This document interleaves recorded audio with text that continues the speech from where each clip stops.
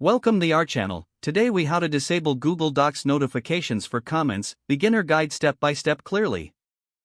Open Google Docs on your computer. Access the document for which you want to disable notifications. Look for the Comments button in the top right corner of the screen. Click on the Comments button to reveal the comment options. A drop-down menu will appear. From the drop-down menu, select Notification Settings. You will find the option labeled All Comments. Click on this setting to modify your notification preferences. Change the selection from All Comments to None. This will disable all notifications for the document. To ensure your changes are saved, simply click outside the drop-down menu. You can also repeat these steps for any other documents if needed.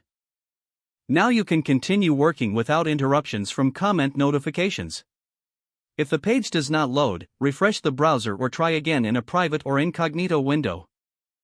Make sure you are using the correct email address, then retype it carefully to avoid small typos.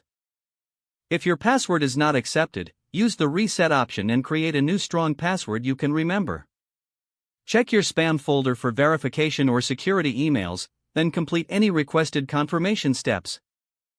Enable two-factor authentication if available to improve account security and reduce unauthorized access risk. After signing in, review your profile details so your contact information and settings are accurate and current.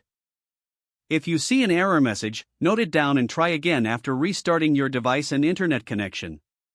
Log out when you finish, especially on shared devices, to keep your account and payment information secure.